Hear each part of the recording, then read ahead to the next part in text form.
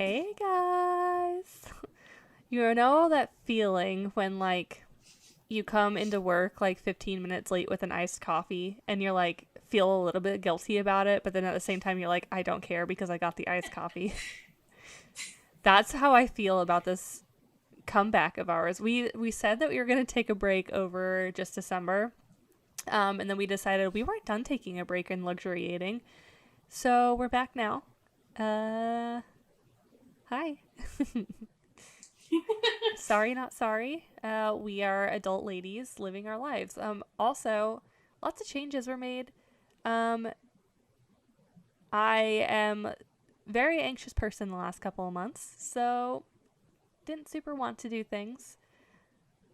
So yeah, I mean, I don't owe you guys an excuse, but I'm giving you one. Yeah, Should we call it season I'm two? single now, so Yeah, there we go. We're leaving things in 2021, and small dick energy is one of them. So yeah. bye. So yeah, we just didn't necessarily feel like filming. A Yeah, lot of stuff happened. Very eventful. it was a very eventful couple of months, and then also like on top of it being very eventful, I was just like, you know what, I'm having a good time not doing shit. So we're back now. So hi. My cat is incessantly needy. So brief moment to let this fucking chonkaroni out the door. Sorry, guys.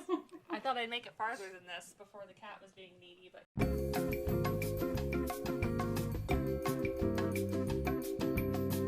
Let's identify with some animals in 2022. yeah. I feel like I am like a grumpy cat. Like I would be pot roast the cat if I were Ooh, a cat, yeah. and just like hates men. What animal are you identifying with At the currently? moment, I'm like one of those little shaky chihuahuas that's just like always anxious about everything, but gets to wear a little sweater and lay on the couch. That's me at the moment. And like really likes its owners, but doesn't really like anybody else. Yes, that is like to a T. Like if anyone else comes at me, I'm going to bite them. It's just the way it's gonna be. And Sorry. I'm just your ancient god of a cat friend that Mm-hmm. keeps you company. True. Yeah, I like. Again, I don't feel like I really owe anyone an explanation for taking a long break, especially because we don't have that many listeners, and we definitely don't have any sponsors.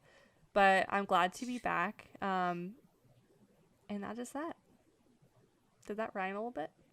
A little bit, just a little bit. Yeah, Yeah. Also, remember maybe. how when I was like, yeah, when we come back, I'll have like a good cult story. I didn't do that this week.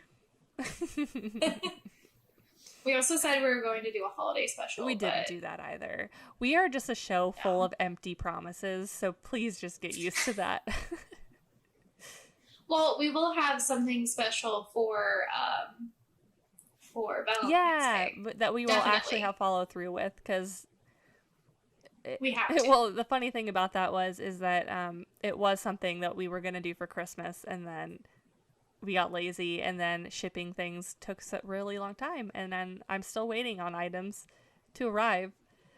So it's becoming a Galentine's Day treat, which is fine Yeah. actually, because it's like any excuse to have a gift giving holiday is a good excuse for me. I, I don't have really any other updates. I really don't. Except for, are you watching Sister Wives at all? I'm not, but I'm on Sister Wives TikTok. Okay, so I am also not actually watching Sister Wives, but I'm watching the YouTube like drama channels recounting the current drama, and Cody he's losing wives. Let me tell you, Left and right. left and right. He is down from his roster of 4 to his roster of 2.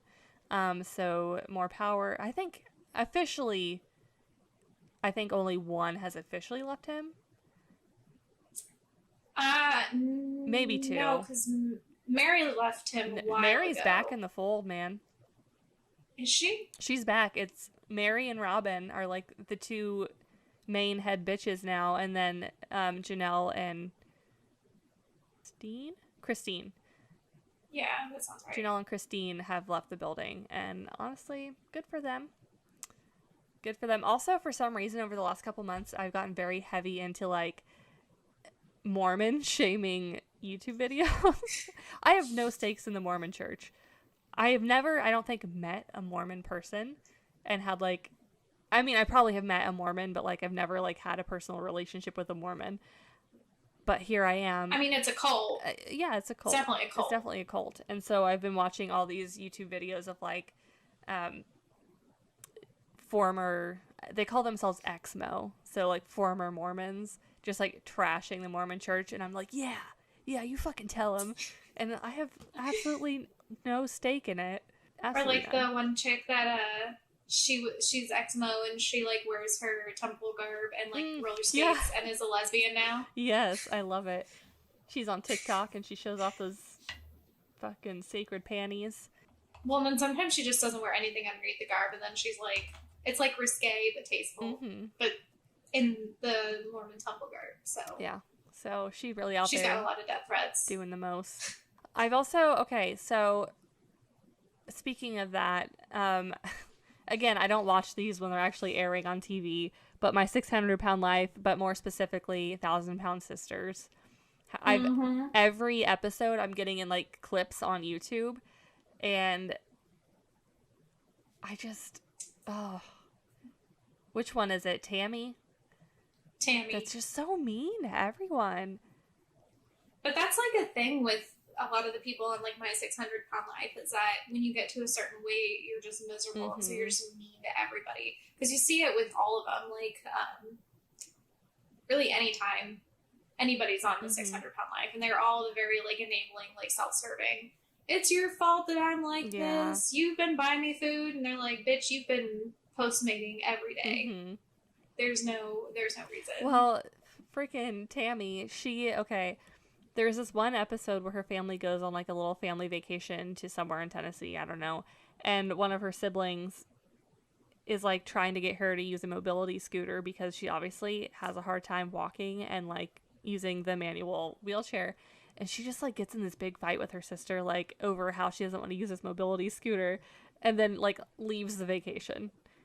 And it's like, Tammy, girl, people are just trying to help you. But she was also fighting with her boyfriend, too. That was part of it. She was, like, fighting with him over text. And then, yeah, because I think that was that wasn't at the restaurant. That was at, like, when she's like, I need a hotel room. I'm not staying at this cabin. I didn't catch that. Again, so I'm getting, like, the 2-minute clips of the show on YouTube. So I miss a lot of the finer details. But that's just, where I am in life now is ex-Mormons, polygamy, and 1,000 Pound Sisters. So yeah, Zachary Michael on YouTube does a good recap, like a good quick one. Also, he also gives commentary, but heavily invested in Jamie Lynn Spears drama.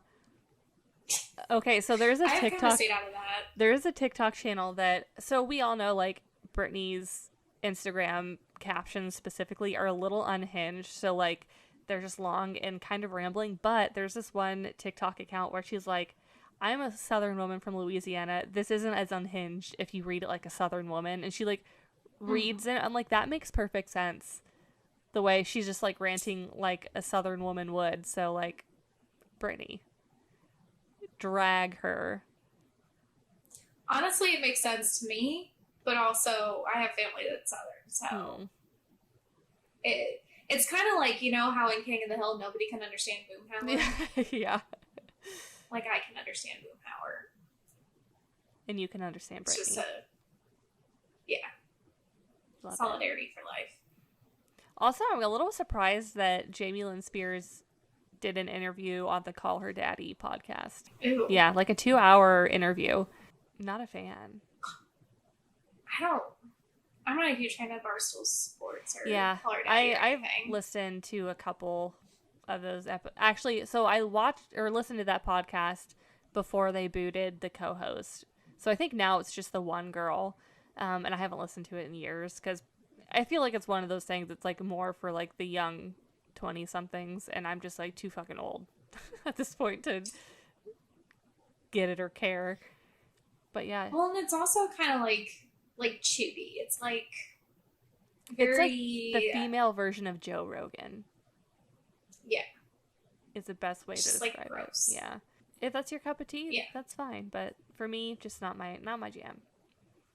Which is why I was like, why, of all the people that Jamie Lynn wants to go on and do like an expose interview about her sister, why call her daddy? Call her daddy. It doesn't really make any sense, because isn't she like super Christian too, even though she was like had a baby? Yeah, she claims to be, yeah.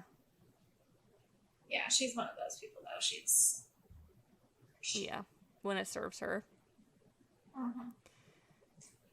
Anyway, all right. Now that we had our daily pop culture digest, should we get into actually what this podcast is about? Arguably, we are a pop culture podcast as well. You get a little bit of pop culture to like cleanse the palate before we get into like the meat and potatoes. Ashley's story time. What are you talking about this week? Did you watch The Staircase on Netflix? I did not. I would not recommend it. Actually, it's okay, but it's like very long. The episodes are really long and just drawn out, and there's a lot of following this case around, like, just as they're drinking at home, so it's just not really worth it, I feel like, to watch it. But don't worry, because you don't have to watch it, because I did.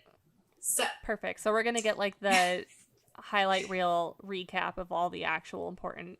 Yeah. Okay, good.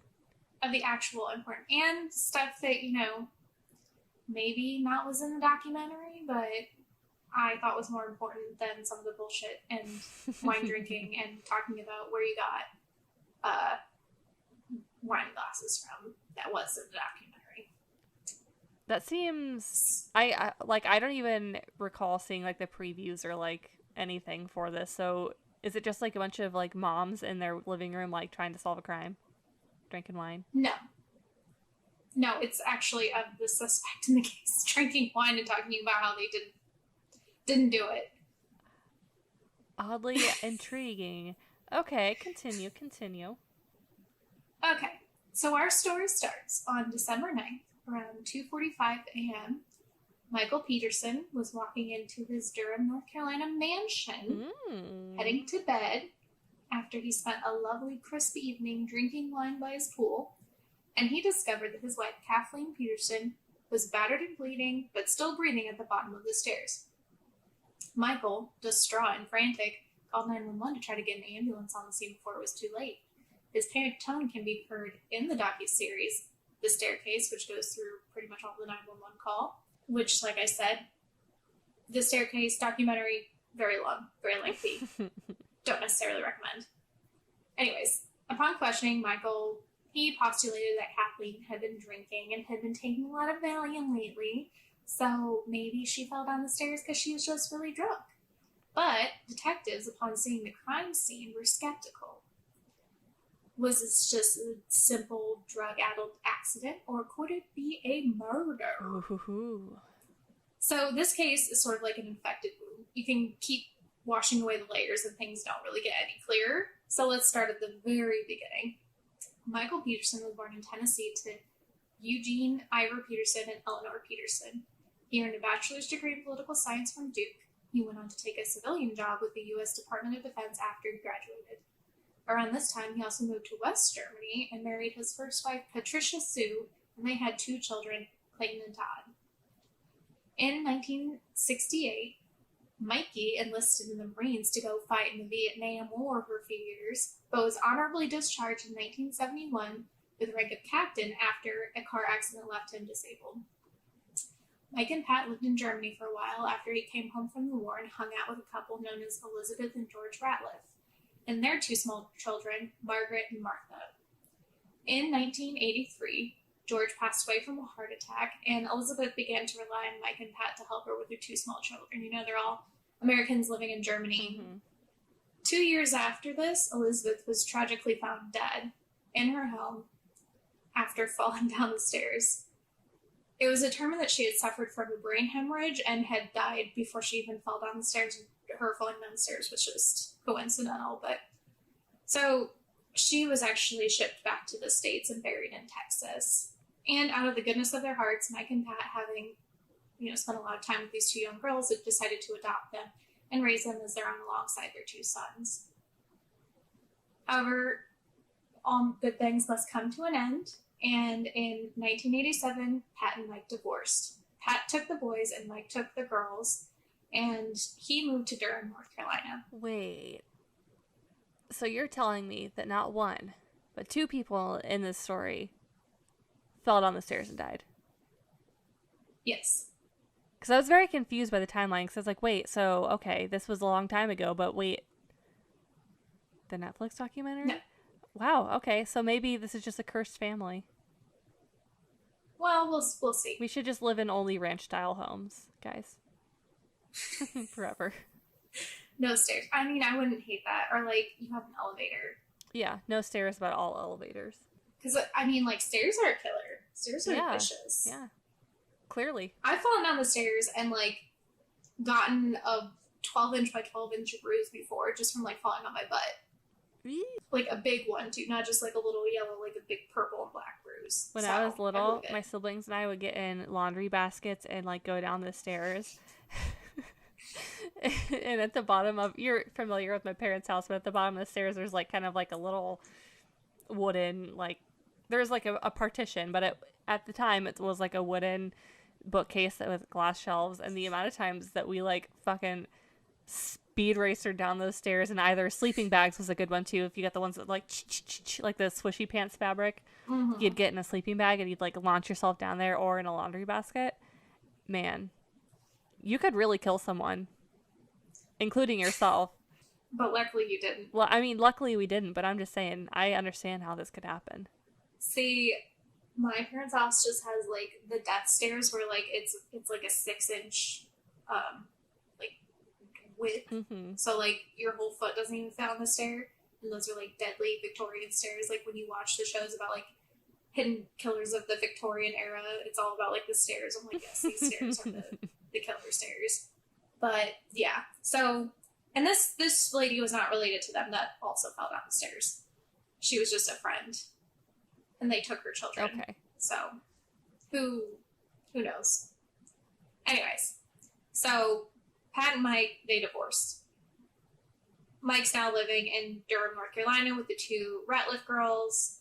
Around this time, Mike wrote a few books about his time in the war and claimed that he had a bunch of medals and awards, some of which he actually did not have, some of which he did. He tried to run for Durham mayor. And then basically he just kind of wrote some newspaper articles bullying the police department and the DA. And was just being lame as shit, doing real, like, male Karen type dad shit, smoking pipes, drinking a lot of wine, you know. As you do. Living in his, In 1989, Mike moved in with the smoking hot, successful Nortel business executive Kathleen Atwater. And in 1997, they were married. Of course, Mike had his 4 children, and Kathleen also had a daughter named Caitlin. So they've got 5 kids at any given time in this house. Course. That's a lot of fucking kids. Things, well, 2 of them are adopted, which, you know, good that they adopted them. But, like, the Ratliffs had family. It wasn't like, I don't know, it was weird. But that's what they did in the 80s, I guess, is just took people's kids. So things were all sunshine and daisies for a few years, but they were growing increasingly tense in the Peterson household in the months leading up to the accident. According to Kathleen's sister Candace, Kathleen was downing pills and alcohol to help relieve the stress of the increasing worry that she was actually going to lose her job, which, like, same girl, same. It's not a day that I don't think that I'm going to get fired for something stupid. But basically things were not going well at the company. A lot of layoffs were happening. The stock price was falling, which is what, like, a lot of her retirement money was tied up in. And she was worried that she wouldn't find anywhere that would match her $145,000 a year salary if she were made redundant. Which, this was also the 90s. So damn, so that's like $300,000 in today's world. Which it doesn't sound like it should be that much more, but really with inflation it is.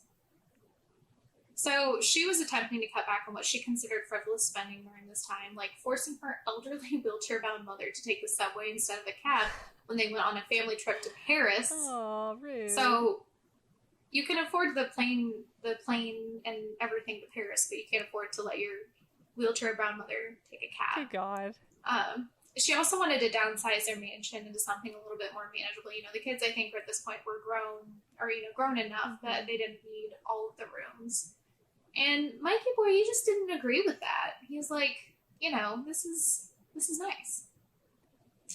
He liked his wine cellar. He liked the dinner parties. He liked smoking his dumb pipes out by his swimming pool / fountain. He's a man of luxury. Hobby. Exactly. So downsizing, out of the question. On top of this pretentious bullshit, Kathleen was suffering from chronic headaches, burnout, stress, and feelings of being run down, which, like, same girl, same. She also did not have the time to see a doctor, which, same girl, same. So she was patching herself up by drinking and popping Valium. Yeah, I mean, so that seems legit. Not same girl, same, but I get, you know. I get it, girl. I get it.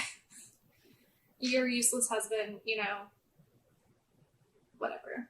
Your mom who wants to take a cab in Paris. Gotta do what you gotta do, man. So Kathleen, absolute girl boss, she's distracted by the prospect that her career that she spent 48 years building was on the verge of collapse. Well, really not 48 years, probably more like 30 or 20, I don't know. But her career was on the verge of collapse. Like, he didn't seem too concerned, or like he was even really paying attention. Because see, what does he do? Does he have a bougie job? He bullies people in the newspaper. He bullies the police department in the newspaper. But like, does he have a job? No. Oh, so he is books. Just. Oh, yeah, okay. Probably self-published. He's an artist. He's an artist. Yeah. So Mikey Boy, he is just, you know, writing articles for the newspaper, bullying the police department, the DA, which it's like, get the vibe, but also, you know, maybe publicly harassing the police and the DA is not going to be a good idea, as we'll find out later. He also was a little bit more concerned with his own affairs that he'd been keeping on the side. So, see, Mikey Boy, he wasn't just an ally, he was maybe a little bit bisexual. Oh, he has sneaky links. Yeah, he's got sneaky links on the side. And it ranged from downloading a bunch of gay porn to the family computer back when you downloaded porn. And it was just images. And to sending raunching emails to other men that wanted to have some little sneaky link affairs. And went all the way up to scheduling a failed rendezvous with a male escort. And basically, like, it was going to happen, but then the male escort was just like, instead of coming here, I'm actually just going to go down and, like, party in Miami with my friends. He would have really loved Grindr. It's a shame. He would have. Could you imagine? Just... It would have made his life a lot easier. Yeah. Well, I mean, cell phones in general, like, smartphones would have made his life a lot easier in general. But anyways, so he didn't actually hook up with this guy. He might have hooked up with some other dudes. Nobody really came forward. And he said, after the fact, that Kathleen, she had known about it, and she had agreed with his little affairs because she knew that she couldn't provide things that he wanted, which kind of just sounds like something that a man would say so that he could just do whatever he wanted. So, you know, and when you hear him talking about it later, like in the special, in the docuseries, it doesn't really sound like he's telling the truth. Like, I call bullshit. It doesn't sound like she probably knew. Or if she did, she wasn't accepting of it. So, this is kind of the history of Michael Peterson as it led up to the accident. So, back to the accident, you know, Kathleen, she fell down the stairs. She did not survive her injuries, and she was pronounced dead soon after she was discovered. They ran an autopsy on her because this is super suspicious, and the autopsy determined that she had suffered several lacerations to the top and back of her head, a fracture to her thyroid cartilage, so like in her leg. She had a blood alcohol level of 0.07, and she also had anti-anxiety and muscle relaxants in her system. And she had fallen and been lying for about 90 minutes to 2 hours before being discovered. And that her cause of death was exsanguination or blood loss. That she basically just bled to death in this situation. It was determined that she had not, however, suffered from a fractured skull, subdural hematoma, or brain injury. So it wasn't like she had hurt her head that badly. It was just that she had bled out at the bottom of the stairs. And according to Mike, in the 911 call, they asked, how many stairs did she fall down? He said probably 10, 15. I don't really know. And that, again, when the police arrived, he said it was likely due to the fact that she was drunk on benzos. But the medical examiner didn't exactly agree. She thought it was looking a little bit more like a murder.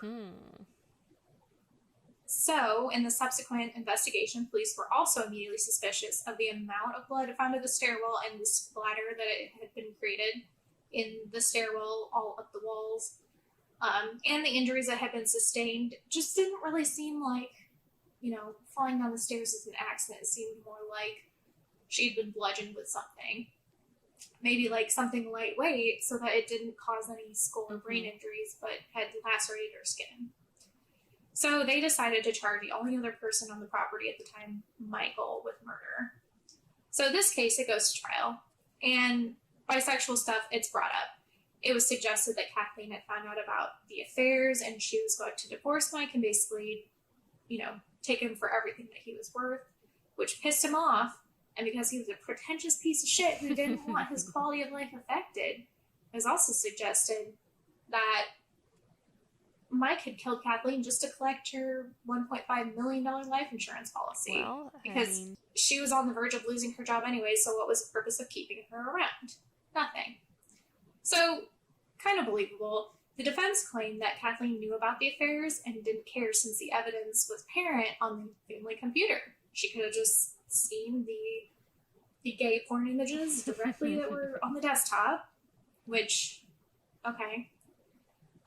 They also claimed that the Petersons' assets and investments far outweighed their debts, so even if Kathleen had lost her job, that it likely wouldn't have caused an issue, that they would have had way more than enough money to keep them afloat for a long time, and that her company, that if she had been made redundant, actually had a really cushy severance policy and package that they would have given her that would have kept them going for a while. So the prosecution hit back that the blood splatter evidence, it definitely signifies murder. They had in a blood splatter analyst.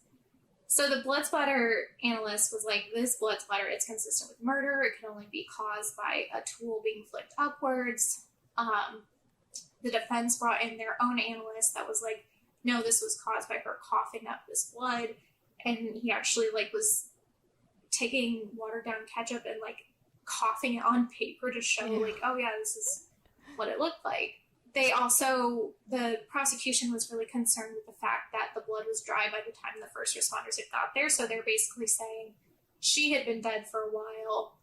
He was just waiting till she was really fully and truly dead to actually call 911 because he wanted to make sure she was dead. And the prosecution also said that likely it was a lightweight fireplace tool known as a blowpoke that Kathleen's sister had gifted her, but was currently missing from the house that was the murder weapon due to the superficial nature of the injury. So again, it was just the skin, the scalp was lacerated several times, and they're saying that this is the only thing that we think could have been light enough that was in the house that would have caused these lacerations without causing further damage to the skull or to the brain or anything.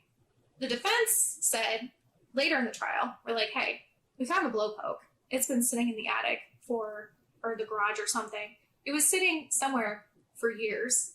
They're had evidence that this had been sitting here, was covered in dust, covered in spider webs. There was no DNA evidence or anything to signify that this had ever been used to bludgeon someone to death. And so they're like, this isn't real. The prosecution kind of turned around and they're like, well, Mike's not very credible.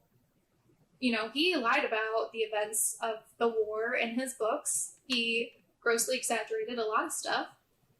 He talked a lot about killing people and other really dark shit. And he was lying possibly about the affairs to everyone. He also lied about what medals he had won in the war.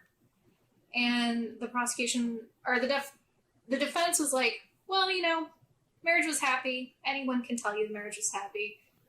He did win some medals, he didn't win others. And as far as everything else, we don't really know what to say. So it kind of goes back to the prosecution. They're like, wait, so this isn't the first time that someone has fallen down the stairs. And Mike just happens to be the last person to have seen them fall down the stairs. Oh, dear. Or Mike just happens to be the last person to see them alive before they fell down the stairs.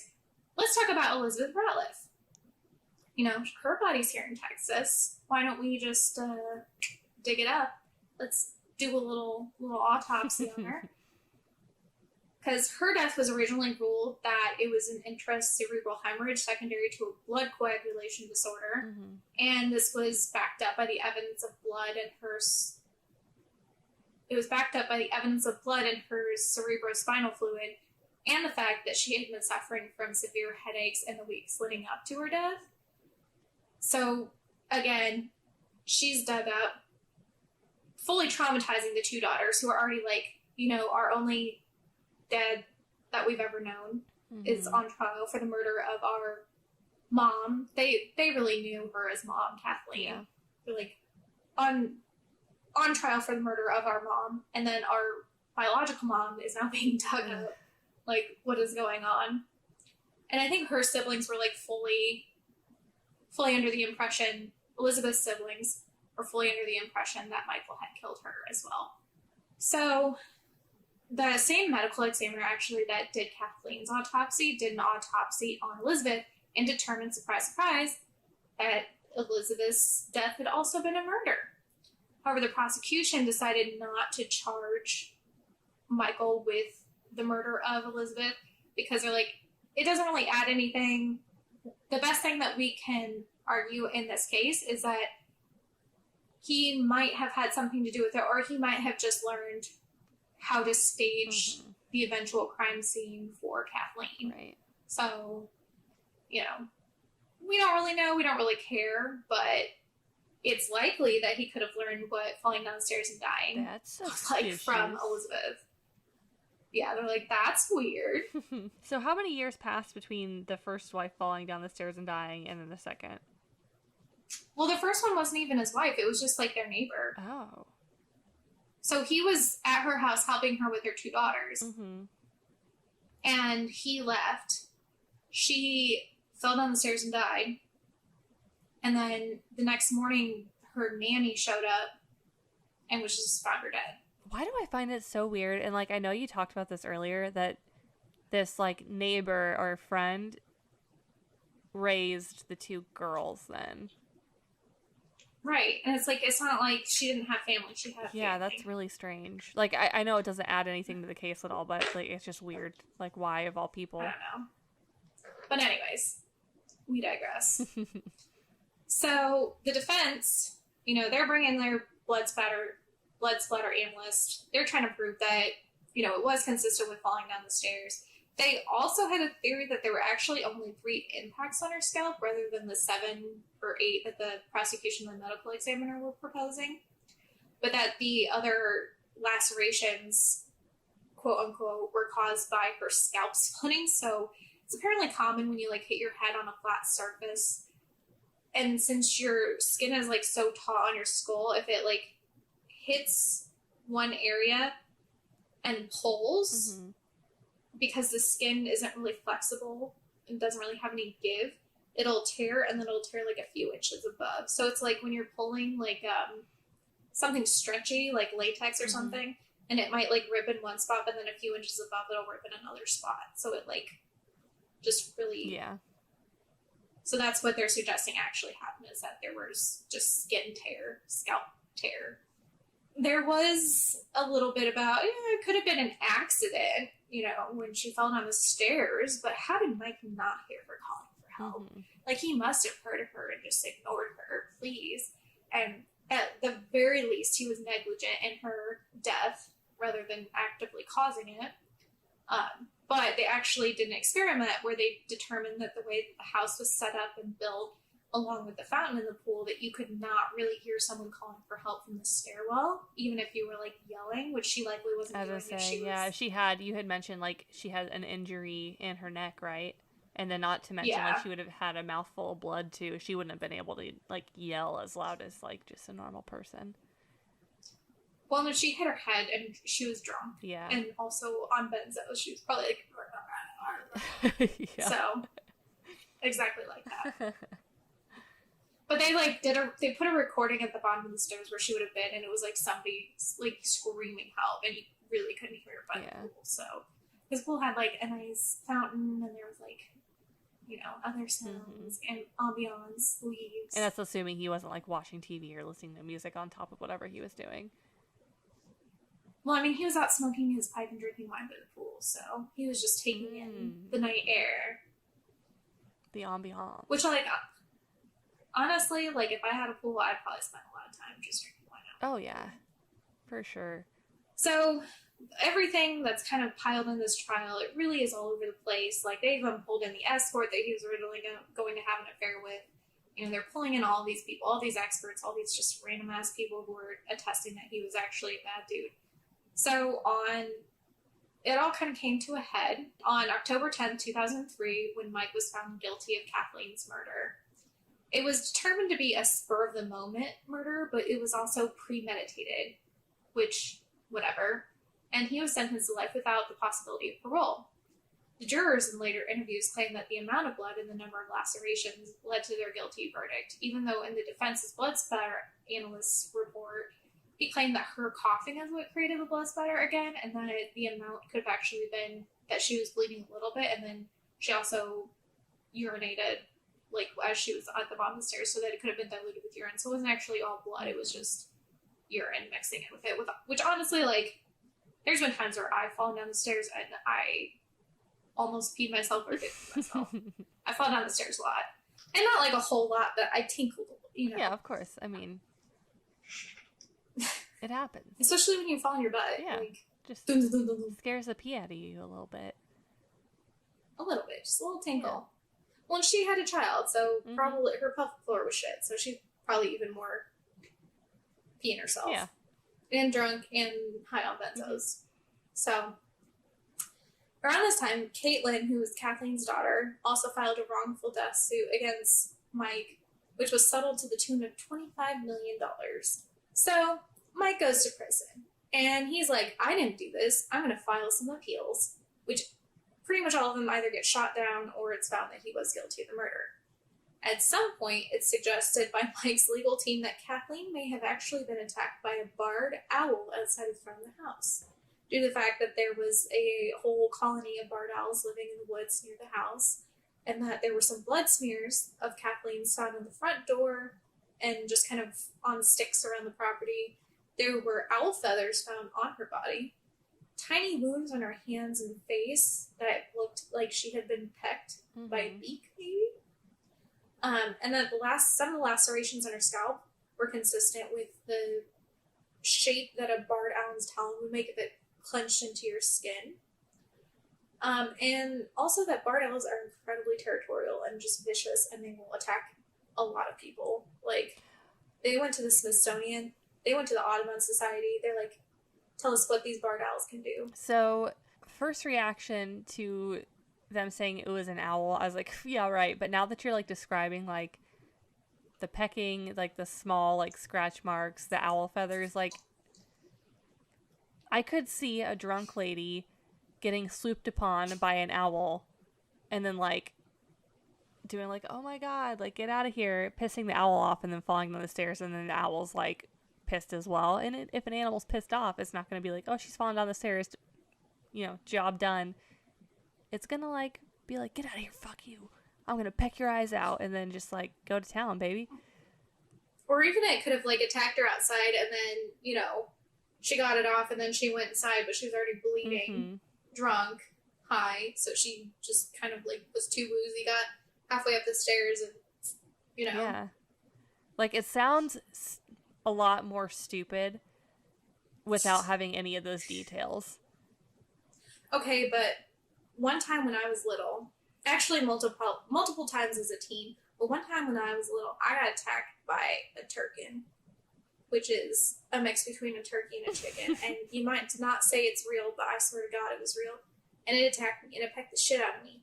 And I was like 4 maybe. I was tiny. And this bird that's as big as I am came after me. As a teen, I've had multiple roosters come at me. Birds can be mean. And especially if it's like mating season, you know, or if there's like a nest nearby. Front, yeah, if there's a nest nearby, or if it's mating season, or even if you're just getting too close to them as they're messing around, or they'll go after you, they'll attack you, and they can be mean. That's cockfighting. That's the thing. Yeah, I can kind of believe it. Yeah, I can see it. And then it's just like she wouldn't have died from the injuries from the owl, but because she then tried to go upstairs, you know, she fell down the stairs and died. So this theory, however, is put on the back burner when it is discovered that the blood splatter analyst for the prosecution in the original case was fired in 2011 due to falsely representing evidence in 34 cases. That's suspicious. That's including weird. Withholding. Sorry, I'm gonna keep saying that. Including withholding negative results in the case of a North Carolina man who spent 17 years in prison for a murder based solely on the testimony of the blood splatter analyst. Oh no. So they're like, okay, well, maybe you're not as guilty as we thought you are, so we're going to transition you into house arrest. And this happened in 2011. So he spent a few years on house arrest, awaiting a new trial, and he was finally granted one in 2017. And at this point, he's just like, I'm tired, I'm done. He entered an Alford plea of voluntary manslaughter, which is basically where the defendant claims innocence, but acknowledges that there is sufficient evidence to convict them of the crime. It kind of feels like when you have to apologize for something that like your siblings did, but you didn't do what they said you did, and you're just like, I'm sorry, because you just don't want to be punished anymore. Yeah. So he was sentenced to 86 months with credit to time previously served, so he didn't have to go back to prison. So that kind of ends his trial, his story. What is he doing now? To this day, he claims he was innocent. He sold his mansion to pay for the massive settlements and court costs, and currently is living a very modest life, donating all the proceeds from his books to charity because he doesn't want that bitch of a stepdaughter to get any more of his money, according to him, because he's innocent. And he's living this very modest life in a ground-level apartment with no stairs, which is very important for him to have. True. Lest his future girlfriends come over and meet the same fate or boyfriends, yeah. His future partners. But could you imagine? Okay, it's kind of like there's a house somewhere in the Midwest where it's like doesn't have any. It's supposed to not have any 90-degree angles because that's like ghosts get trapped in it or something. And so the owner had it built with no 90-degree angles except for the builders made a mistake, and they put one corner of the house as a 90-degree angle. And the original owner of the house was found dead in that 90-degree angle. I hate it. Could you imagine if he died by falling down the stairs? Oh my god. That honestly, like, I don't wish that upon anyone, but that would be like a very comedic end to that man's life. And I mean, it could still happen, right? He's still alive. He's still alive. So for all we know, he could go to like the library, fall down the stairs, and kick the bucket, my guy. He definitely still goes to the library. Probably to download his book. Yeah, probably. So anyways, I have a theory. And I talked to you a little bit about the theory, but I'm going to tell our listeners about the theory. And I don't necessarily buy into the owl theory. It's possible, but because they are mean.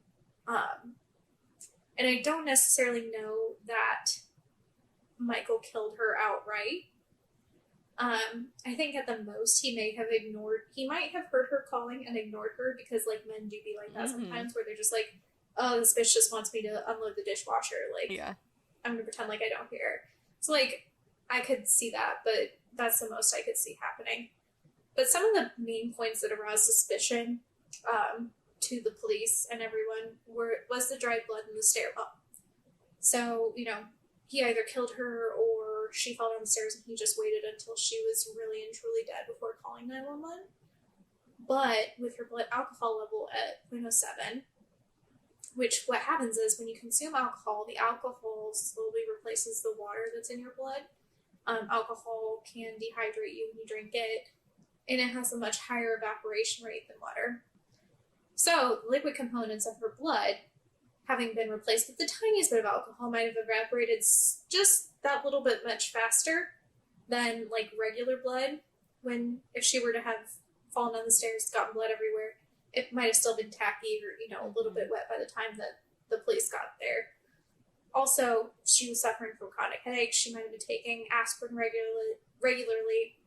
So that could have thinned her blood if she was chronically taking aspirin, and not just the benzos. And also, as being a woman, she could have already been a little bit anemic and dehydrated, so she might have bled out a little bit faster.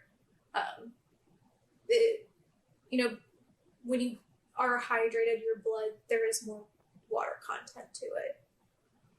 And if you're anemic, then there's less red blood cell content. So, you know, overall, there's just less blood in your body. If you're thinking of dehydration, anemia, replacing the water in your blood with alcohol and benzos. So, I think, honestly, that's why the blood was dry. That's why there was probably a lot of blood. And I was trying to do some research on it, and I couldn't really find that much about it. But if you happen to know of any studies done on high alcohol content blood, listeners, let us know. Because I think that her time of death was just determined by body temp. Yeah. I don't think it was... And it might have been rigor when she got to the autopsy, but again, that could have been affected by the aspirin, by the benzos, by the alcohol. Like, I think there's too many factors that she had in her bloodstream at that point. Right. And another, like, big component of the prosecution's argument that I didn't mention before was that she was not a clumsy person. She was very graceful. She was, she was athletic. She would not have just fallen down the stairs. But, like, my argument is that she was all fired up on benzos and wine, my dudes. Yeah. Like, when you read the drug interactions, it causes dizziness, it causes loss of consciousness, it causes stumbling, accidents, decreased physical reactions. So she absolutely could have biffed it down the stairs and then just went limp like a rag doll and just like... Yeah. So, like I said, I have busted my ass sober falling down the stairs and gotten huge bruises and hurt myself. Like, just because she wasn't messy in public doesn't mean she wasn't messy. True. Very true. So, I think she fell down the stairs. Yeah. I think it was a tragic coincidence, but coincidences do happen. I don't think that she was okay with the male escorts, though. Probably not, no. She was maybe not okay with that. And I wonder if there was some trouble, but she might have been just trying to work through it because she had other shit going on. I can kind of imagine the situation, like the conversation with her being like, I don't have time to deal with this right now. I have my own shit to worry about. I'll deal with you later. So that's what I think happened. Honestly, that's the most plausible to me, is that she was just drunk and on pills and just clumsy lady fell down the stairs and bonked her head a little too hard. Like, the damage I have done to myself sober, I can only imagine the damage that someone could do drunk. Well, and, like, imagine falling at such an angle where your head is, like, the first thing going down and, like, your scalp or skull hitting every stair on the way down. Like, you would have a lot of, like, you were talking about that tearing. There would be a lot of tension on the skull, so you'd have a lot of, like, just from the impact and, like, from the tension every time your head is, like, catching and snagging on each stair on the way down. You can have a lot of lacerations on the head from that, I would imagine. So that seems the most plausible to me. And even, like, honestly, I don't fully buy into the owl theory. Like, what if, okay, she was drunk, she's on pills, she's going up the stairs, and owl swoops down on her, she freaks out and falls. Like, they think it happened, like, outside, like, she was putting out reindeer outside or something for Christmas. And then the owl attacked her up there, and then maybe it came inside with her, maybe it didn't. They don't really know. It's a half-hearted theory anyways, because then all the stuff about the blood splatter analysts came out, and then they're like, oh, this is a much better way to go here. Like, this is a much better argument than the owl thing. I think the owl one, they were really just grasping at straws. But I could even see the owl one, because birds are mean. birds are vicious. Birds are fucking assholes, man. They're weird, and owls especially. Owls are just like, they're otherworldly beings. No. I don't trust anything that doesn't poop. Birds don't poop? No, owls don't poop. They throw up their bones and pellets. I knew they did the pellets, but I wasn't aware that they just didn't shit. I think it's like they have, not like, hold on. Let me just fact check myself. Do owls poop? That's exactly what I'm doing. Okay, so it's mostly whitewash, like bird poop. Okay. But it's more like pee. Yeah, no, I definitely don't trust them.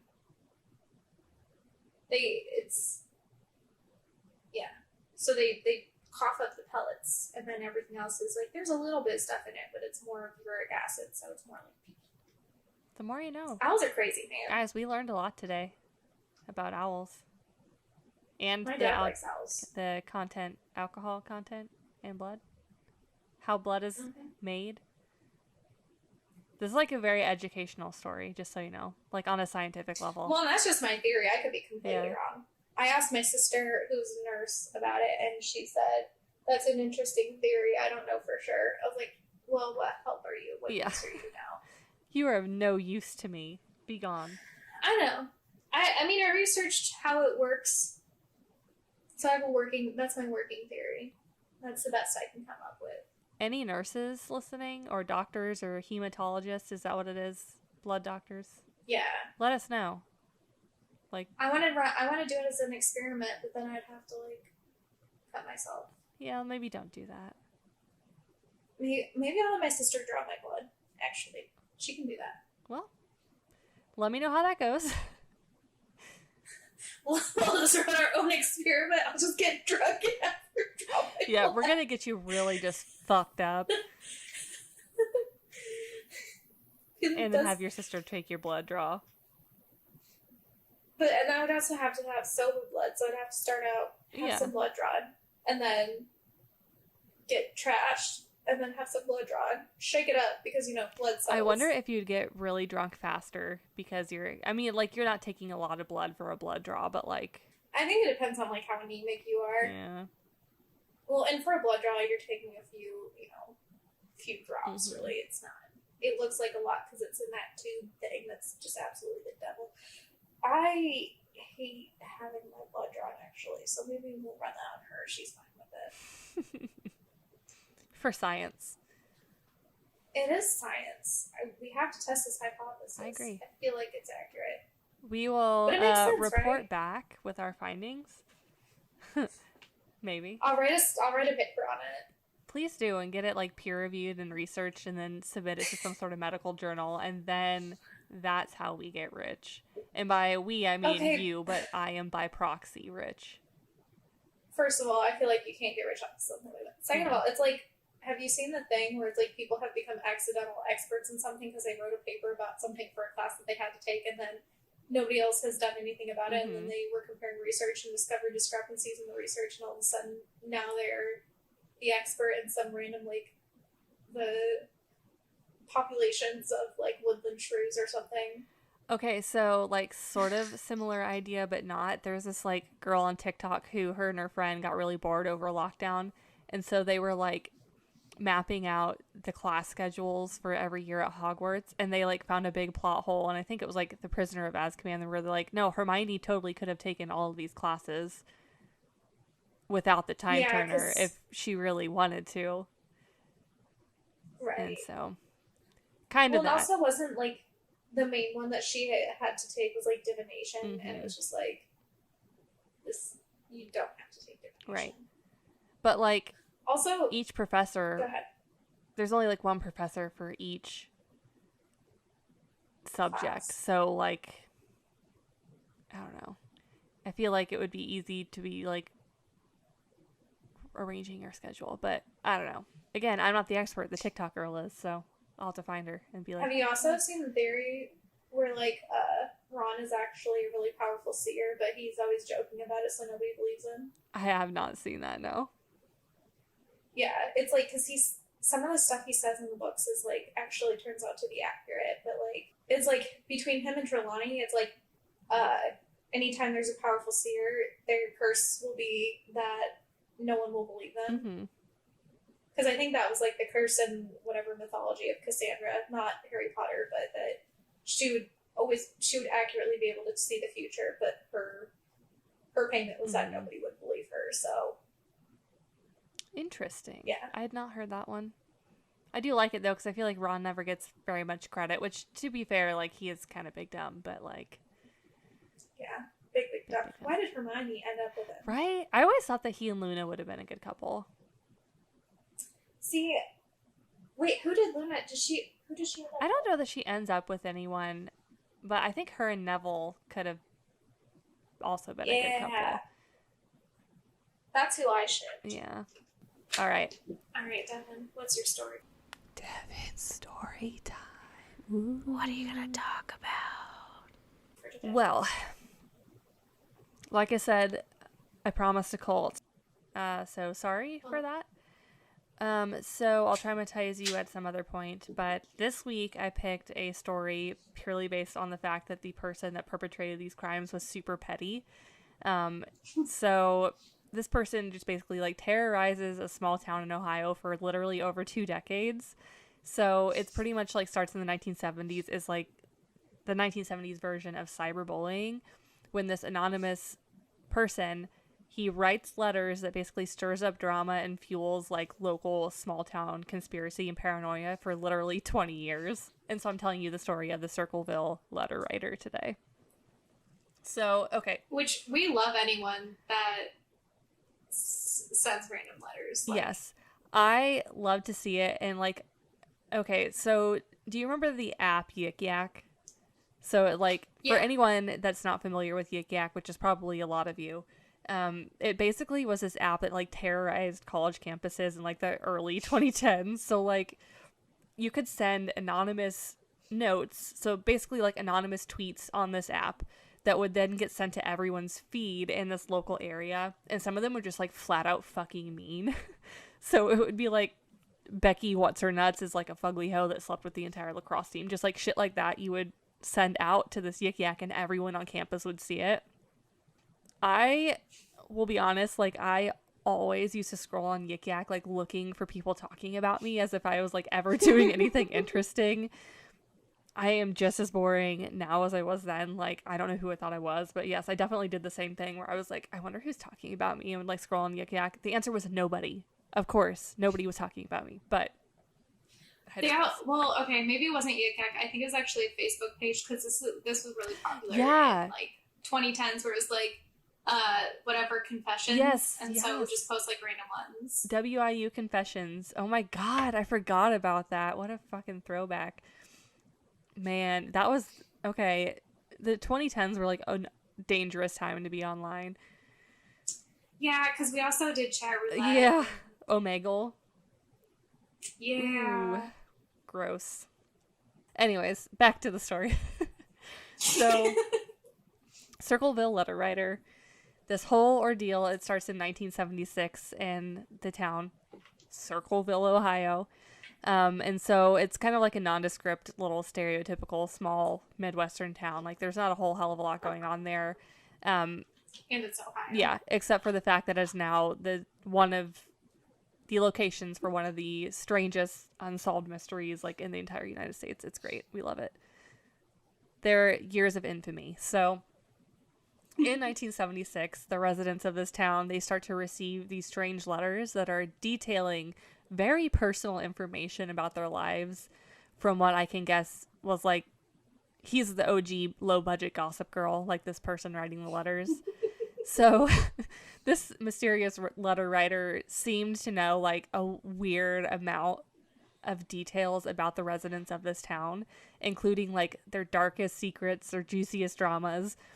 And so these letters literally follow the residents of this town for 2 whole decades, and they leave just this like hot piping trail of tea in their wake, just like dropping bombs, ruining lives, and like cackling to themselves in the background, I can imagine.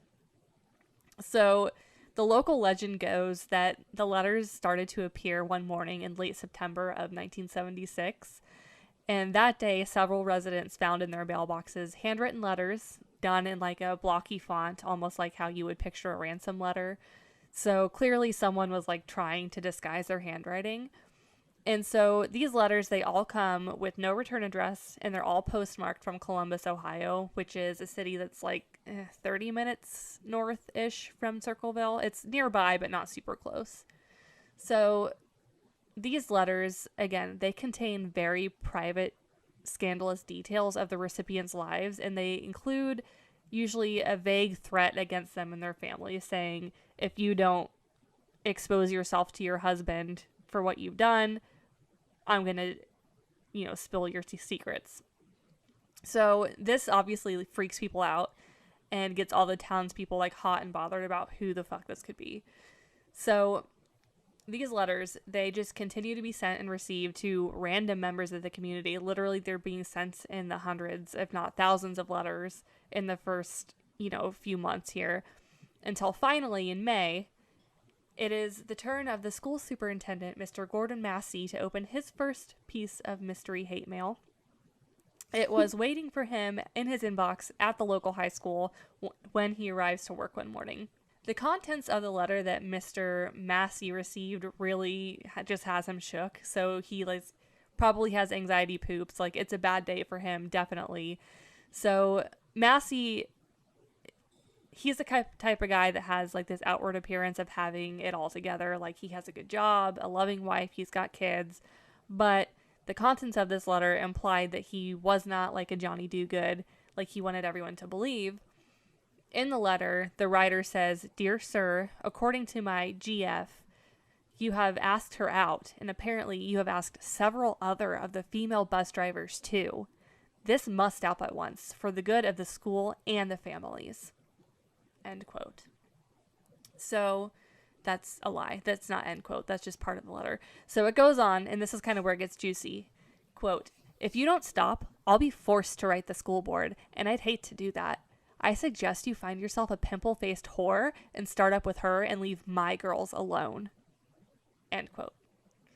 So basically, the letter writer's like, you got me fucked up if you think I'm going to let you slide in on my girl. Keep fucking around, sir. You're about to find out. So essentially, this letter writer is accusing Mr. Gordon Massey of being a cheating turd and abusing his position as the superintendent to pursue inappropriate relationships with the female bus drivers. He must have a type, and that type is female bus driver. Which, if you're familiar with the female bus drivers from my school days, you would not understand. But maybe these ladies were foxy, I don't know. So he continues, he's getting these letters for, a few weeks following. And as the weeks go on, the letters, they get more intense and the threats are less vague. Some of the letters threaten to cut Massey's brakes and slash his tires. However, threats be damned, Massey, he needs a side piece. And so he takes up a relationship with one of the bus drivers, and surprise, surprise, the letter writer outs him to his employer, just as they said they would. So the letter... Which, it's not that hard to not date a bus driver after you've been threatened. Right? Why? There's gotta be... It's a small town for sure, but, there can't be that many female bus drivers. At least it wasn't students, I guess. Right? Yeah, that's true. So, when the letter writer outs him to the school board, he sends off a 4-page rant to the school board talking about how Massey is abusing his position and having these inappropriate relationships with multiple bus drivers, and that Massey is constantly picking on the weaker employees because he knows he can more easily take advantage of them. He also says, quote, "Better not upset my girl lest he suffer the consequences," end quote. So, and again, I keep saying he because just the terminology they're using, like my girlfriend, yada yada, especially in the 1970s, you're led to believe that it's probably a dude. But what if it wasn't? What if it was a secret lesbian ring? Well, it could have been. So, the day after that letter, another one is delivered to the board. So the 4-page letter gets delivered. The next day, another one's delivered. This one provides even more details. In it details in length the days that Mr. Massey was out in the bus yard hitting on people, who he was hitting on, what time he was out there. Like, they came prepared with receipts. They were clearly watching him and what he was doing. And so keep in mind, at this time, Massey's still not the only one receiving letters. The whole community is receiving these letters, but Massey's also receiving these. So this person is watching the superintendent and all these other people in the community. So, like, he's everywhere but nowhere. Like, it's fascinating to me. So, despite all of the accusations and these letters that are getting sent to the school board, Massey keeps his job because the claims are pretty much just that. They're just accusations from what seems to be a jealous boyfriend. And for some reason, nobody thought to go ask any of the female bus drivers if it was actually happening or if he was being a creep. They were just like, he's fine. It's just a random letter, like, from a jealous boyfriend. Don't worry about it. So this, of course, pisses the letter writer off because at this point, no action is being taken. So they write another letter, this time providing the name of the driver that Mr. Massey is having an affair with. And they threaten the school board that the name of the school, the good name of the school, will be ruined if this personal information gets out. And do you hear that? Sorry, guys, I have a needy cat at the door. Let me finish the sentence and then I will let her in. So basically, the letter writer threatens to besmirch the good name of the school and says he's going to leak all this information, yada yada. So he leaks the name of the girl that he's having an affair with, as well as the bus driver's driver number 62971. Cat. All right. Where were we? Okay, so back to where we were. The letter writer has officially leaked the name of the bus driver that Mr. Gordon Massey, the school superintendent, is having an affair with. So, now we're kind of getting a more clear picture. God damn it, Kat! Again, we're starting to get a more clear picture of who the letter writer is because they know enough about the school system to know the names of these people, to know where to look for this information in the bus yard. He knows the bus driver's number. Like, that's information that a common person wouldn't just know. And so this bus driver, number 62917, is a woman named Mary Gillespie. And unfortunately, now she's found herself in the middle of this weird mind game the letter writer's playing with Mr. Massey and the school board. And so, of course, she doesn't get left out of the fun. She starts to receive loads of letters to her family's home. And so these letters are really creepy. They, like, outline her daily life. They outline the supposed affair she's having with Mr. Massey, implying that the letter writer basically is actively stalking Mary and her family at this point. And this includes Mary's husband. So she's married. And so the letters said, I know where you live. I've been observing your house, and I know you have children. You better take this serious. So at first, Mary decides to keep the letters to herself, not even telling her husband, and basically says to herself, if I don't acknowledge this is happening, it's just going to go away. Like, they're going to get bored of it eventually. No big deal. So, wish that were the case. Unfortunately, this doesn't work, and the letters just keep coming and coming by the dozens. And just like the letters Massey was receiving, the content gets progressively more vicious and creepy. And so in one of the letters, the writer tells her that she should contact the sheriff because they're serious about their threats. And so if you value your safety, basically you'll contact the police.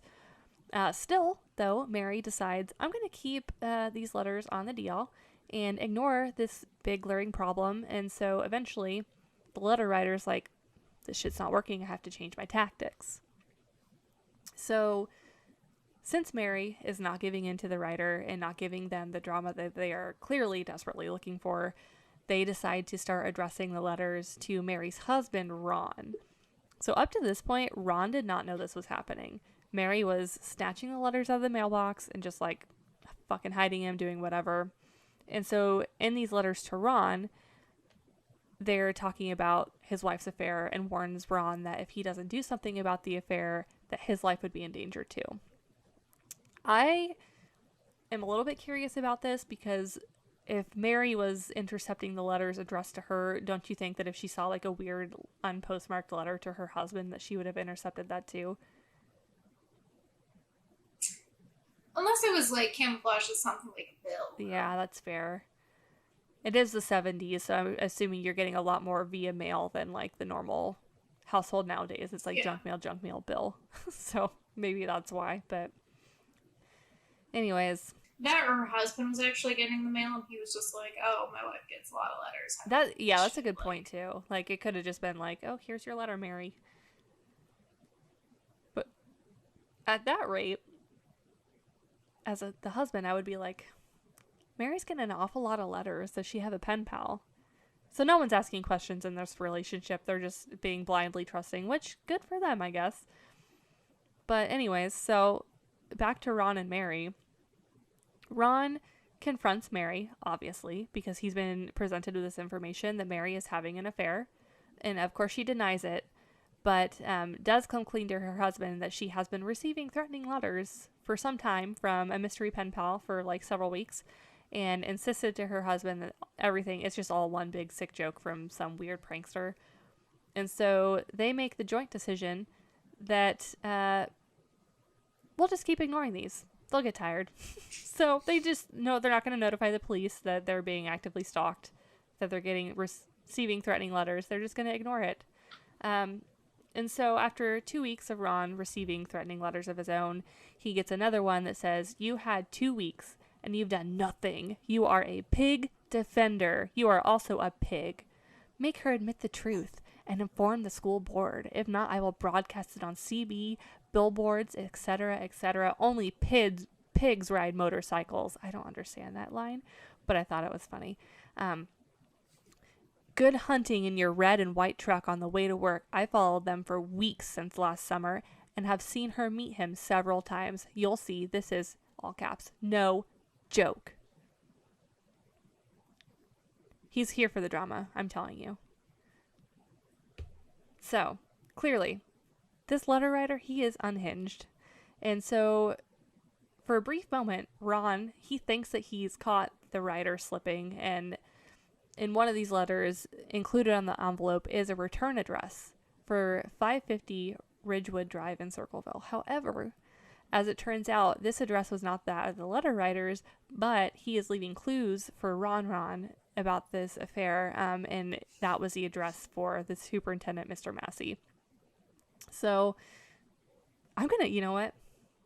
Messy Massey is his name for me now. The superintendent of Good Time Guys, Messy Massey. So, after these incidents, Mary and Ron, finally they get to a point where they decide to hold like a family crisis meeting with their BFFs, and they tell only 3 people about the letters. So they tell Ron's sister, Karen, her husband, Paul, and then Paul's sister. So together they put like their brains on X Games mode, and they draft a list of like potential letter writers that they can think of. And so Mary had a few ideas of who it could have been. And they decided then to have Paul write letters to the people that they suspected, claiming that they knew who he or she was. And so their prime suspect was a coworker of Mary's, a fellow bus driver that had come on to her a couple years prior. And then Mary, of course, rejected him. And so in their mind, they're like, that would explain a motive, because he was jealous. And also the knowledge that he had about the bus drivers and their routes and their numbers and things like that. And he would be around the bus yard to see Mr. Messy Massey coming and going and talking to whomever he was talking to.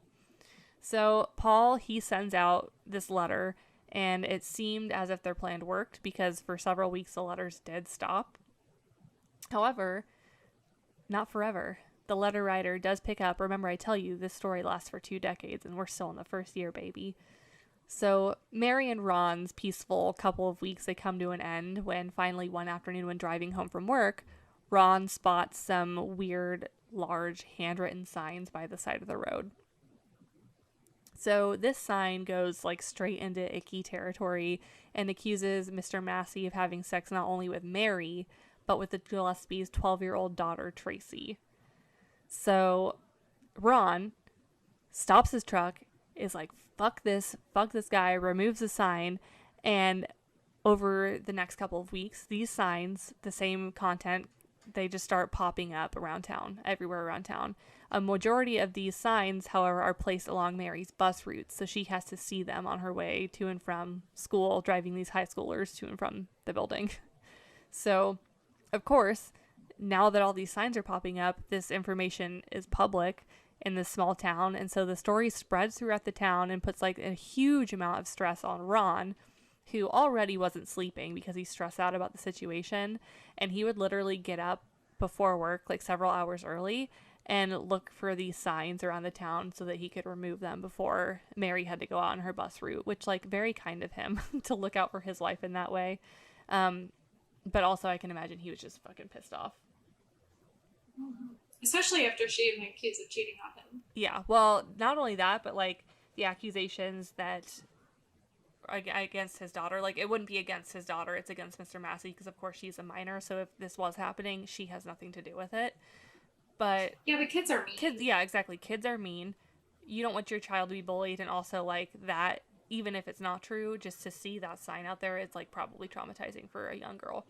So, Ron, he is on his chivalrous mission, removing these signs. They're still getting threatening letters and things, and so this is going on for quite a while, and then finally in 1977, I think it's in August, Mary and her sister-in-law, they're on a little girl's vacay in Florida, and so Ron is home alone with his daughter Tracy when he receives a mysterious phone call. So the call seems to confirm Ron's suspicions on the identity of the writer, and the Gillespie's daughter Tracy, she confirmed that the conversation Ron had wasn't pleasant and that he was yelling at the other person on the line. So we to this day don't know who it was on the other line. We just know that it was a very tense situation and phone call, and that immediately after that phone call around 10 p.m. Ron grabs his gun and leaves the home to confront the letter. He leaves his home to confront the letter writer. So about 15 minutes later, after he's left the house with his guns blazing, Ron is found dead in his pickup truck crashed into a tree. So unfortunately, Ron had not been wearing a seatbelt, and so he crashed into this tree and was partially ejected from his truck and died upon impact with the tree. And the investigators at the scene later find out that Ron had fired at least one shot from his gun before crashing. And this crash was investigated by local sheriff Radcliffe. And though there were suspects that were questioned, no arrests were ever made, and Ron's death officially is ruled an accident, claiming that he had lost control and crashed while driving drunk. And the family all seem to agree in speculation, however, that Ron, after having this phone call, took off in chase of the letter writer, who was likely watching the home at the time, as we know that he was prone to do. And he gave chase to the writer in whatever vehicle, or what, if they were on foot, we don't know, and fired off a round out of his window. And unfortunately, he was drunk, and so maybe in all of this hubbub, he loses control of his truck and does crash into the tree. Because the cause of death for him is very obviously he crashed his truck and then died upon impact. But it's the circumstances surrounding why he left the house, why he had a gun, all of this yada yada, that is suspicious. I wonder if they actually checked his brake lines or not, because I could see if somebody was outside the house watching, called from a payphone or something, had cut his brake lines, was trying to antagonize him out and have him give chase, and then knowing that his brake lines, I wonder if they just wrote it off as him being drunk. I mean, that's a good theory, especially given that in the letters that had been written to the superintendent, some of the threats made were that I will slash your tires, I'm going to cut your brake lines, yada yada. So it wouldn't have been out of character. Well, and with brake lines, if you cut brake lines, you have a little bit of time where they're still working before all the brake fluid comes out. So yeah, so that's actually a very good theory that I hadn't thought of. So, I mean, that's could be it. Because, especially if the person was on foot, it would make sense that he, was chasing him down in a vehicle and, realized that he didn't have brakes and tried to, swerve to not, hit the person and ended up... Or swerve to hit the person. Yeah, or swerve to hit the person. Yeah, that's true, too. So, after the accident, of course, as we know, this is a small town, and conspiracy and gossip are like rampant. And so soon residents are receiving more mystery letters stating that Sheriff Radcliffe, the one that had investigated the crash, had been involved in a cover-up.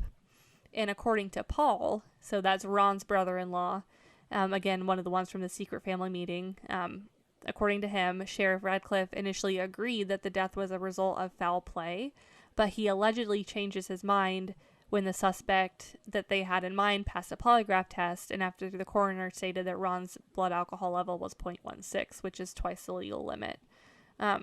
However, a lot of Ron's friends and family are surprised by this. They didn't think he was a heavy drinker.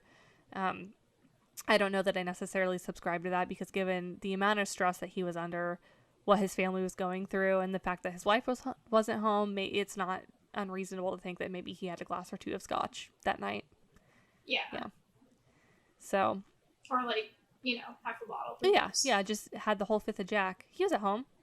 He was fine. He was just going to chill until the stupid person called. Yeah. Well, and I mean, that's why I think it's like the break cutting situation, because they could have, if they were watching, they could have known he was drinking. Mm-hmm. And maybe they didn't even need to cut the breaks. They just knew that he was too drunk to drive. And... Yeah, that's a very good point, too. Because, like, this guy, he thinks his wife is cheating on him. He thinks the superintendent has diddled his 12-year-old. His life is, like, falling down around him. So, like, the fact that he's coping with alcohol, like, guys, it's not that uncommon. Like, even if he's not a heavy drinker, like, this would drive you to drink. Right. Well, and especially if you're not a heavy drinker, then, like, 2 drinks would put you over. Mm-hmm. Yeah. Like me, I had, like, half a margarita, and I get the vapors, so... Yeah.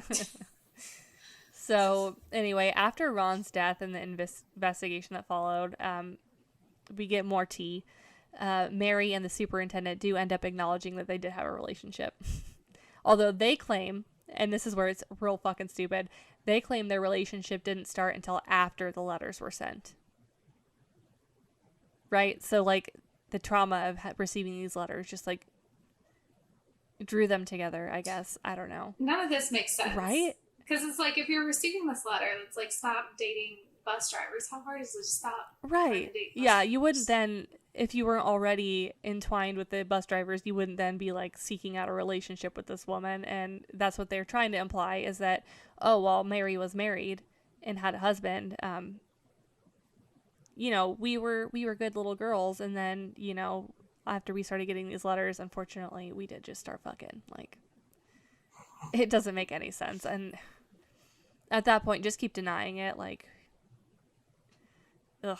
Anyways, so one would think after Ron's untimely death, after them having admitted to the relationship, that these letters would stop. That's not the case. So Mary keeps receiving these letters even after she's admitted these things for years. She's receiving threatening letters from this guy. So our next update in the story is in February of 1983. So about 5 years have passed. And so once again, the plot thickens when Mary, who is still driving her bus, notices a sign next to the road in a farmer's field on her route, very similar to the one that Ron had spent countless hours, like, pulling out of the ground years ago. These signs are popping up again. So this sign once again accuses Massey of inappropriate behavior with Mary's daughter. And Mary, at this point, she stops her bus. She's like, fuck this. I'm not putting up with this anymore. And she goes to rip the sign down. But when she did, she discovered that the sign was booby-trapped and designed to kill her. So the trap that was attached to the sign, it was a small box that contained his pistol. So if Mary had pulled the sign off of this pole and this box in a certain way, the gun would have fired and gone off, and depending on where Mary was, it could have shot her right in the face. Thankfully, Mary removed the sign box in a way that did not trigger it, so she avoided getting shot in the fluff and face, so good for her. So in this box, there was, again, a gun, and thankfully, there was a very amateur attempt to rub the serial number off of the gun. And so lab tests were run on the pistol to reveal the serial number. And it was determined this gun belonged to Paul Fresher, Ron's family guy. He had recently separated from Ron's sister, so it was her former brother-in-law, Paul. However, Paul goes on to claim that this gun had been stolen from him long ago, which likely story. So February of that year, Sheriff Radcliffe, he asked to meet Paul and to have a handwriting test taken. So he asks Paul to try and copy the handwriting from the letters, and wow, like shocking. What happens is the sheriff gives him some letters and he's like, try to copy this handwriting. So of course Paul tries to copy the handwriting, and surprise, surprise, the letters that Paul's writing looks exactly like the handwriting that they told him to try to copy. This test seems very illegitimate to me. So after this test is run and they've determined that the handwriting matches, Paul and the sheriff go to Paul's garage so that he could see where Paul used to keep his pistol. However, again, Paul insisted that the gun had been stolen from him a long time ago and that he had not been in possession of it for a while. So after this, the two of them return to the courthouse. Paul is arrested and he is charged officially with the attempted murder of Mary. So in October of that year, he goes to trial for the attempted murder, and he's never charged with writing the threatening letters because, of course, it's all circumstantial evidence. They do become kind of a crucial part in basically them trying to prove that he did the gun thing. So Mary, then, she gets on the stand. She also testifies that she believed that Paul was the writer after his wife visited her with the same suspicion. So the sister-in-law that Paul had separated from goes to Mary, and she's like, I think my husband might be the letter writer. And so Mary testifies against him. Paul's boss also testified that he was not at work that day that the booby trap was found. And also, fun fact about Paul, he worked at an Anheuser-Busch plant in Columbus, Ohio. And if we recall from the beginning of the story, these letters were all postmarked from Columbus, Ohio. So that would have made it extremely easy for him to have sent the letters on his way either to or from work. Now, the plot still gets a little thicker, a little beefier. This is a big stew pot. It's not just miso soup. There's chunks to this. So Paul, of course, he ends up being convicted because the evidence is just stacking up against him, and he's given a 7 to 24-year sentence. However, while he's in jail, the letters keep coming to residents of the town and to himself in prison. So again, these letters, they are all postmarked from Columbus, even though he was in prison in Lima. So Paul cannot be sending these. He's in solitary confinement. He's receiving the letters himself. Literally thousands of letters are reported around that area of Ohio in the similar style of the Circleville letter writer, some of which even reportedly contain arsenic. So it was so extreme that even the wardens at the prison were like, there's no fucking way this Danny DeVito looking motherfucker is keeping up with all this. There's just no way that it's him. And so, well, they screen letters when you are in prison. Well, and there was arsenic in them. He's not sending arsenic around Ohio. Where the fuck is he getting arsenic in jail? I mean, I guess you can get a lot of contraband in jail, so I should take that back. I've watched a lot of 60 Days In. I know that you can smuggle things in your coochie, but or maybe not arsenic. Maybe it's cyanide. You can make cyanide. Like with cherry pits.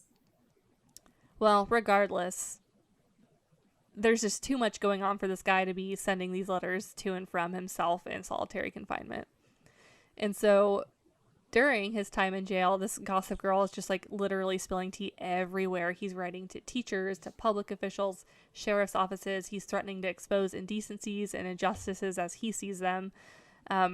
And they focus on a few people in particular, one being the public prosecutor, Robert Klein, who is the man responsible for sending Paul to the jail. And then they also, so I guess back to Klein, they accuse him of earlier in his career getting a school teacher knocked up and then murdering her to cover up the incident. And so the letter writer threatens this prosecutor to dig up the remains of the child for proof, and then they also accused the coroner of child abuse. And this accusation actually did turn out to be true. This guy is sent to jail for his crimes in the 90s, thankfully, which kind of makes you wonder, like, how much of this information that the letter writer is sending out is actually true, because he is getting some of it right. Like, arguably, he's getting a lot of it right. Yeah. And so it's not a case where even a broken clock is right twice a day. It's like this guy this broken clock is right a knows lot. about the affairs. I hope that he was wrong about Massey and the Gillespie's daughter. I hope that there was no murder of a school teacher, but he's right often enough. I feel like in the the 70s and 80s and even the 90s, like, the internet wasn't as much of a thing in the 90s and wasn't existent in the 80s and 70s. So people did a lot more crime. Like, you could get away with a lot more. There was no PCR for anything. You can test DNA on the PCR. And now we're using it to diagnose COVID. So yeah. Like, every day. It's just like, how does this guy know so much?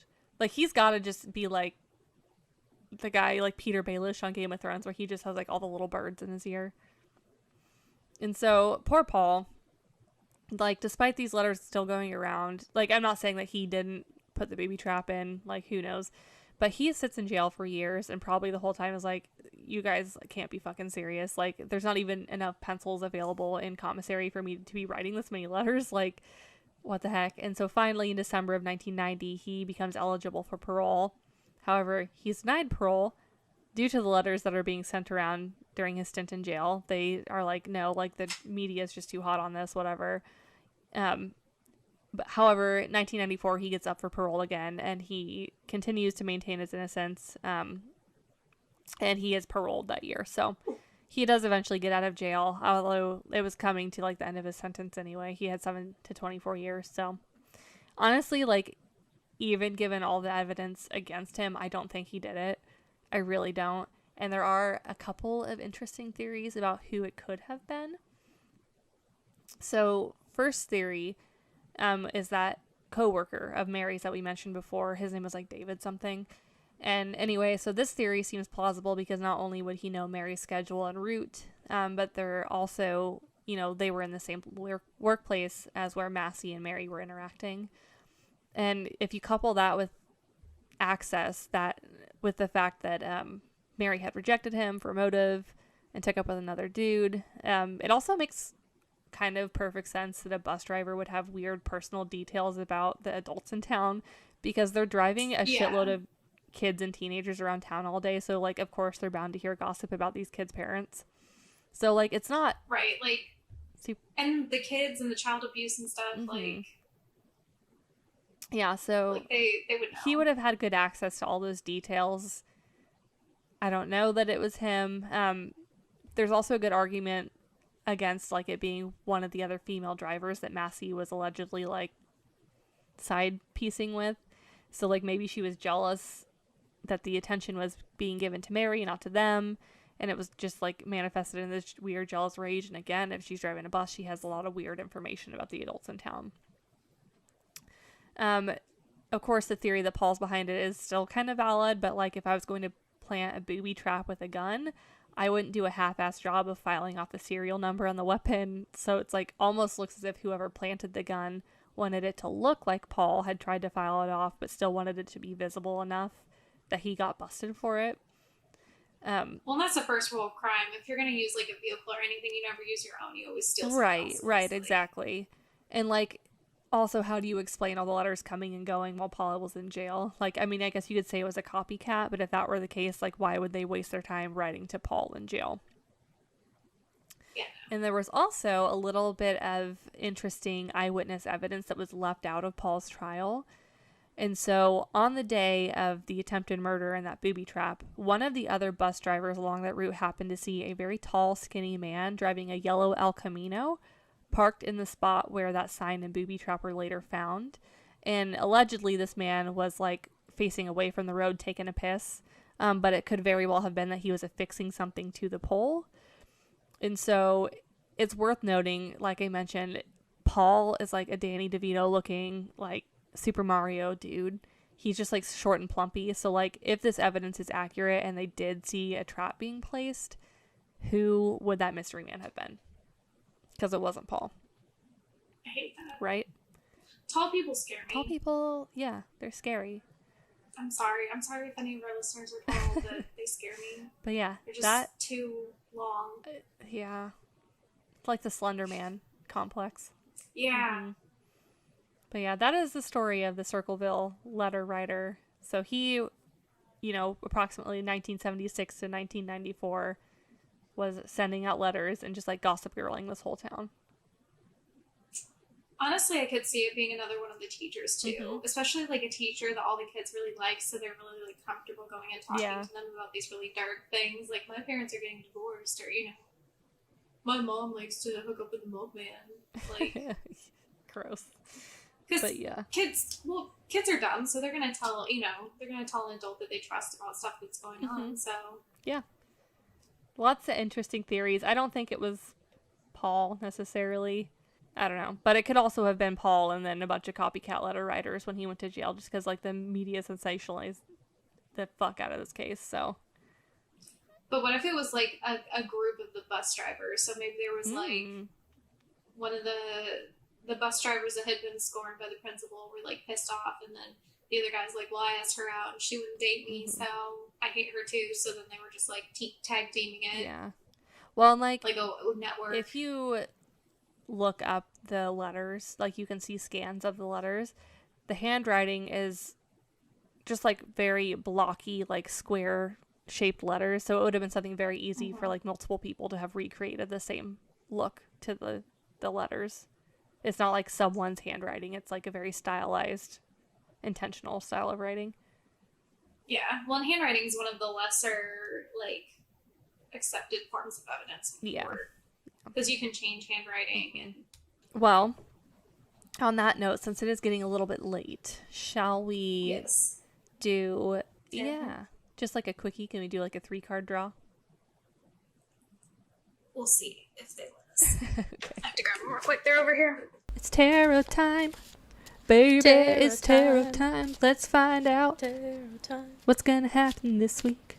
Okay, so for tarot time, we have the 10 of Wands reverse, which this is like, you had a lot of burdens, you got rid of them. You were throwing them away. You might have felt like your world was turned upside down with the world reversed. You took a little time to cry about it and be upset with the 5 of Cups upright. But you really just need to get back to sort of traditionalism, get back to basics, back to your roots with the Hierophant upright. If that's religion, if that's faith, it could be something like that. It could also be like, that you are someone who has your head on straight, like, you're a wise person. So just kind of trusting your own intuition. Because the Hierophants can kind of sometimes be like trusting your faith, but it can also be just trusting yourself. So knowing that you're better than everybody else, baby. Spoken like a true Gemini. You might have had a... Really, though. But, it's the self-loathing that sets in. Just keeps me humbled. So, yeah, offloading burdens.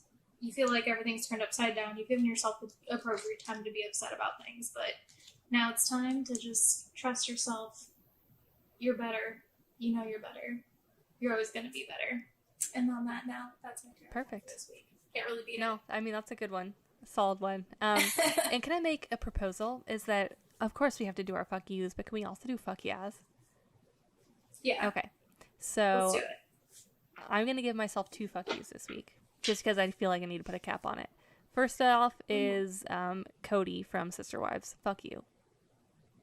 You don't deserve 4 wives. You don't deserve 1 wife, arguably. So fuck you. And all the wonderful children that he has that are just great, phenomenal children. I know. I really like Mary's daughter. She seems like cool, chill. Love it. Love it for her. Well, they're all just like, the one that recently had surgery that was just like, Yeah, I know why he couldn't be there. It still hurts, but it's just, like, very well adjusted or, like, for being in it. He's got one son that in a recent episode was, like, kind of, like, testing the limits with his dad. Like, Dad, this doesn't make sense, blah, blah, blah. And then his dad just, like, fucking berates him and just, like, doesn't listen to his feelings at all. And then the whole time I'm like, oh my god, that poor guy. Like, poor little 18-year-old man just, like, wants to feel validated from his dad, and he just gets fucking shit on. So, fuck you, Cody. He's not going to. He's never going to get that.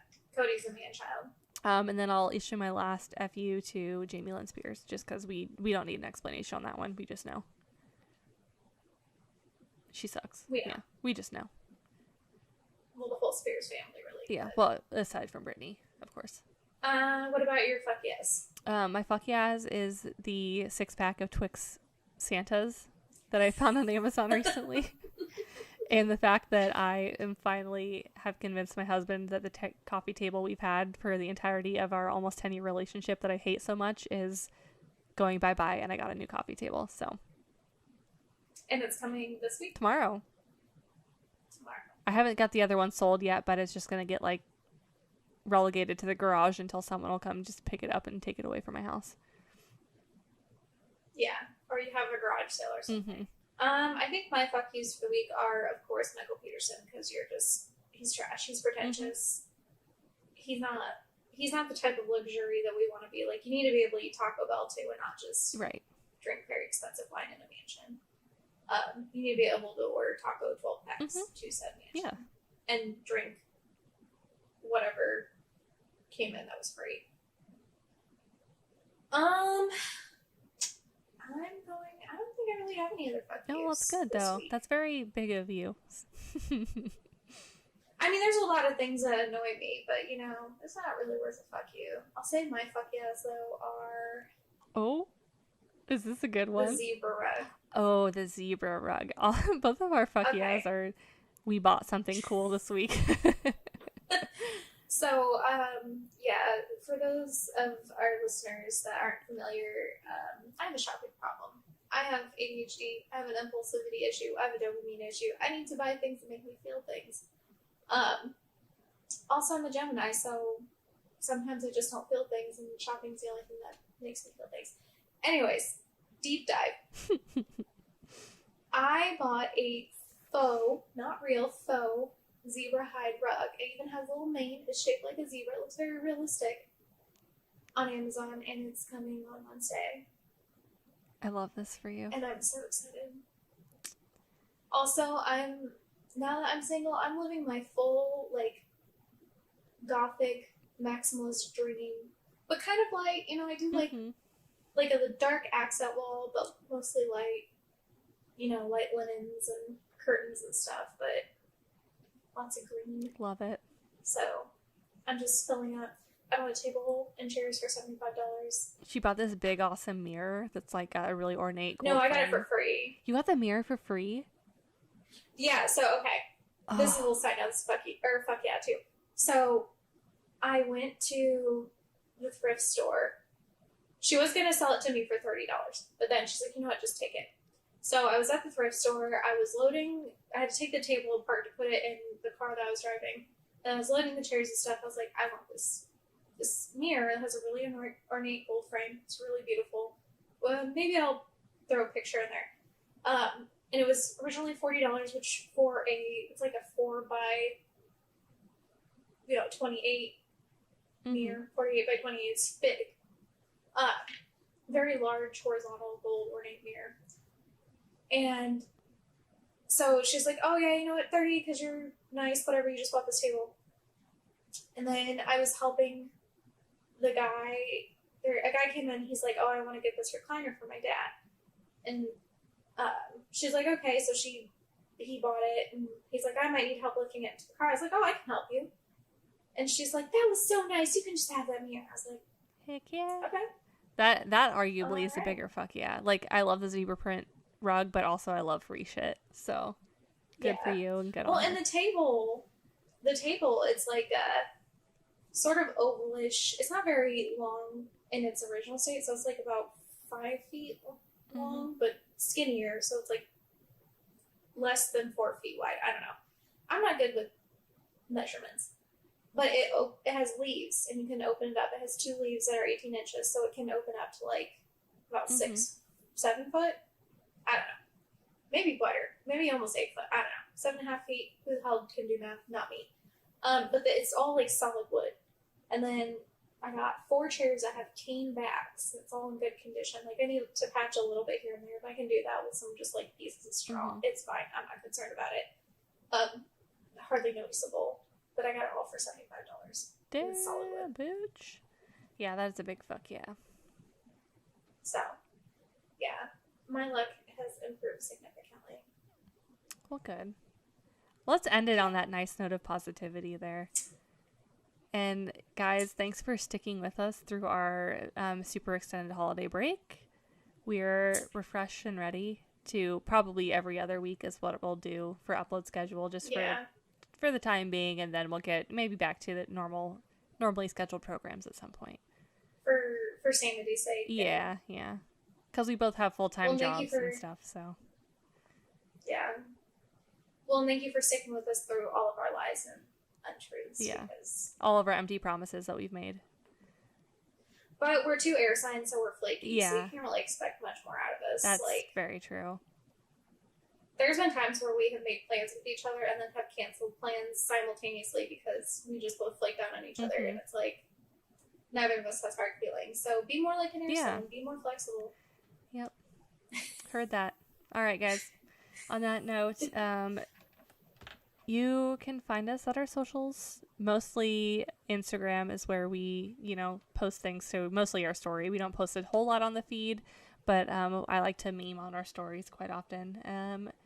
And yeah, there's other socials. You can find them. And my cat is deciding that she wants in and out. So I am going to end it here, and we will see you guys probably in about 2 weeks. So follow us on our Instagram. You'll know when we post. That's all there is. All there is to it. All right. Bye, guys. Bye-bye. Bye.